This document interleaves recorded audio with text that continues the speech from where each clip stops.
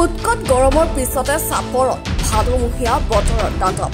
চাপৰত ধুমুহা বৰষুণৰ ফলত চাপৰত বিদ্যুৎ সেৱা ব্যাহত। ধুমুহা বৰষুণৰ ফলত কিছু ঠাণ্ডা পৰে যদিও কিছুমান অঞ্চলত কম বেছি পৰিমাণে ক্ষয়ক্ষতি হোৱা বুলিও আশংকা কৰা হৈছে। ধুমুহা বৰষুণৰ ফলত কিছু সময়ৰ বাবে যাতায়াত ব্যৱস্থাও ব্যাহত হৈ পৰে। হয়, উৎকট গৰমে ৰাজ্যবাসীক দহিছে আৰু ইতিমধ্যে এজাক ধুমুহা বৰষুণে চাপৰত এক তাণ্ডৱৰ সৃষ্টি কৰিছে। আমি দেখিব পাৰিছোঁ যে ধাৰাসাৰ বৰষুণ পৰি আছে, লগতে আপোনাৰ যি বতাহ সেই বতাহ বলিছে, যাৰ ফলত ইতিমধ্যে আমাৰ বিদ্যুৎ সেৱা ব্যাহত হৈছে বুলি জানিব পাৰিছোঁ। মুঠৰ ওপৰত এই ভাদৰমহীয়া যি এই তাণ্ডৱ লীলাই বহুতোকে ক্ষতি কৰিব বুলি আমি ধাৰণা কৰিছোঁ।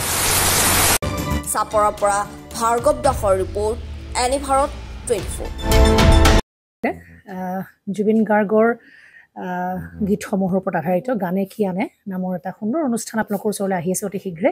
অহা 15 আগষ্টৰ পৰা ধেমাজিৰ পৰা প্ৰথম অডিশ্যন আৰম্ভ হ'ব আৰু সেই অডিশ্যনৰ যোগেদি বিভিন্ন কণ্ঠশিল্পীসকলে যিসকলে এই অনুষ্ঠানত যোগদান কৰিব বিচাৰে তেওঁলোকে এই অডিশ্যনৰ যোগেদি আগবাঢ়ি আহক আৰু জুবিন গাৰ্গৰ বহুত ভাল লগা গান আমি সদায় শুনি আহোঁ।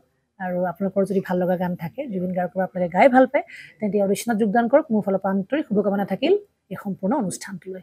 ধন্যবাদ।